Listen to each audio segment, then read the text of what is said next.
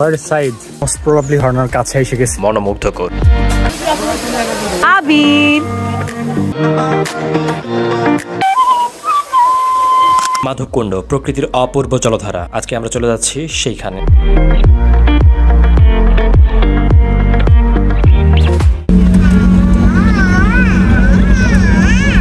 এর মধ্যে সবাই অনেক মজা করতেছিল, অনেকে অনেক গান গাচ্ছিল।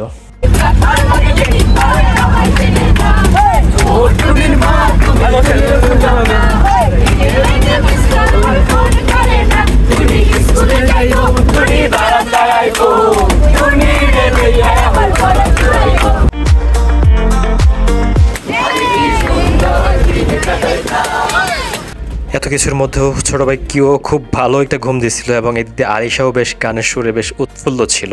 আমরা মাধবকুণ্ড জলপ্রপাতের যে মূল ফটকের দোকানগুলো এখানে আসে পড়ি এবং ঝর্ণার এখানে আমাদেরকে স্বাগতম জানায় এবং ডাক বাংলো সহ বিভিন্ন জায়গাতে আমরা এখানে দোকানগুলো থাকি। এগুলো অনেক সুন্দর এবং এত জোস সব জিনিস ছিল। যদি অনেক টাকা থাকতো তাহলে সবার জন্য আমি কিনে নিয়ে আসতাম। সো যাই হোক, আমরা মূল গেইটে প্রবেশ করে হাঁটতে হাঁটতে আমাদের যাত্রা থাকে জলপ্রপাতের দিকে।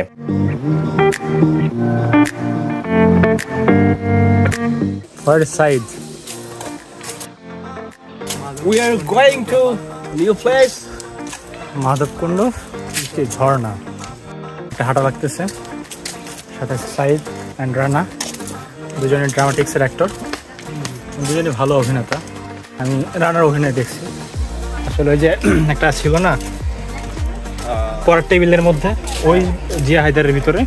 মাধবকুণ্ড জলপ্রপাত অবস্থিত সিলেট বিভাগের মৌলভীবাজার জেলার বড়লেখা উপজেলায়। এটি শুধু স্থানীয়দের নয়, দেশের বিভিন্ন প্রান্ত থেকে আগত পর্যটকদের আকর্ষণের কেন্দ্রবিন্দু। আমরা মোস্ট প্রবাবলি ঝর্ণার কাছে এসে গেছি। সো আফটার অল একটা নাট্যকলার ছাত্রদের সঙ্গে আমার এই জার্নিটা অসম্ভব ভালো ছিল।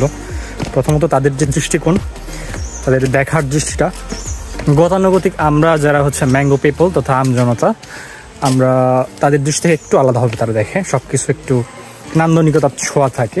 সো যাই হোক, বেশ ভালো একটা জার্নি ছিল। আর এখন টোটালটাই সবুজের ভিতর দিয়ে হাঁটা। তো কথা বলতে বলতে আমরা হাঁটছিলাম এবং মাধবকুণ্ড জলপ্রপাতের সৌন্দর্য, তার বিশালতা, চারপাশের সবুজ পাহাড়ি পরিবেশে বর্ষাকালে এর রূপ সবচেয়ে বেশি দেখা যায়। তখন পাহাড়ের ফাটল দিয়ে প্রবল বেগে পানি নেমে আসে আর সাদা জলের ধারা পাহাড়ের পাথুরে পৃষ্ঠকে ভিজিয়ে সৃষ্টি করে এক অপূর্ব রঙের খেলা।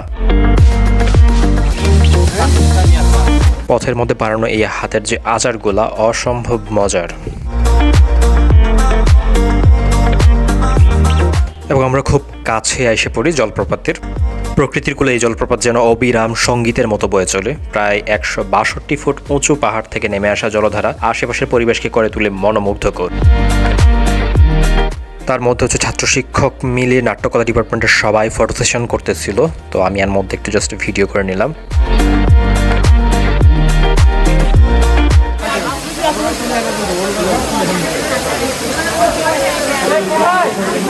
বান্ধবী আলিশা বলতেছিল ছবি তোলার জন্য, কিন্তু এর মধ্যে আমি যে ভিডিও করতে সেটা টের পায় নাই।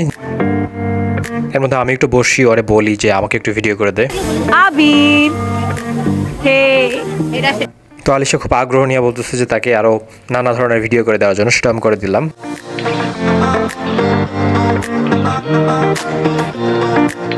তার পাশাপাশি আমরা কিওর বাঁশির সুর আবার আমরা শুনবো।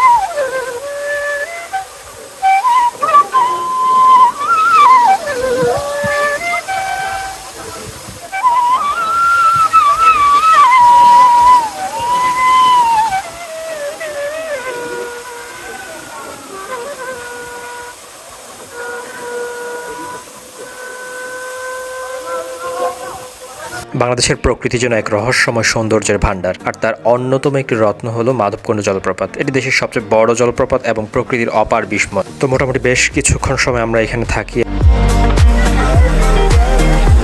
এই জলপ্রপাতের সৌন্দর্য শেষ করে আমরা আবার ফিরতি পথের জন্য রওনা হই। পথ চলতে চলতে বিভিন্ন সবুজ গাছপালা এবং উপরে বন্যপ্রাণী বানরের বিশেষ করে দেখা পাওয়া যাচ্ছিল।